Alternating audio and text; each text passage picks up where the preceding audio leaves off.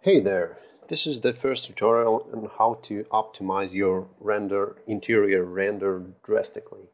It will be times faster than the original render setup without any quality loss, but with little trade-offs. In this one, I'm going to show you how to do a really fast rendered glass shader. Perhaps you already know all of this, but I'm doing it for consistency because it'll play a very important role in the next one. So the main problem with glass is that you need a lot of ray bounces uh, to get a decent looking glass without any noise and blackness inside. We can fix that. The glass will be kind of fakish, but it's meant to be for the objects in the distance or in defocus. I also use it for eye cornea shader and a lot of glass objects which are not that important in the scene. So let's get started. First of all, I'm gonna lower all of this to 0, max to 2, transmission to 1, and glossy to 1. And let's fix the shader to get rid of this blackness. I'm gonna add a transparent shader, mix that by factor of ease camera ray and flip the inputs. So we get a really fast glass without any noise with only 2 samples or 8 samples of rendering. But we don't have any reflections and shadows, right? Let's fix that as well. I'm gonna add a math node and add his camera ray to his reflection ray. And here we have our reflection.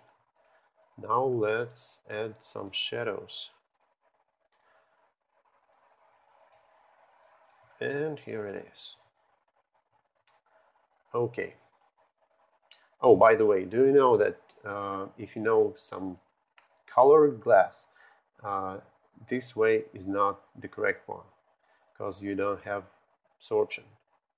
Absorption you can add by shader volume absorption and plug it into the volume socket and select the color here.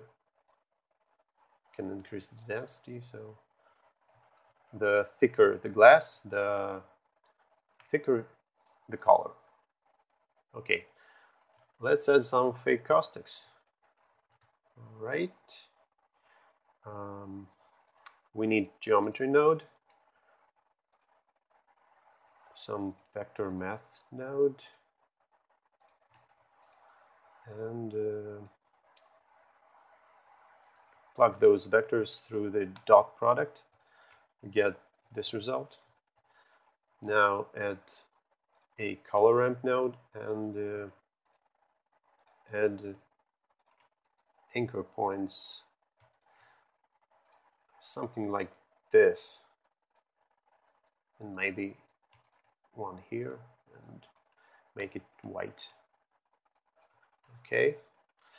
Now let's duplicate the transparent shader and mix it with this one, and plug the color ramp to the transparent shader. Oh, and mix those shaders by the factor of his shadow ray. So this will be applied to the shadow only.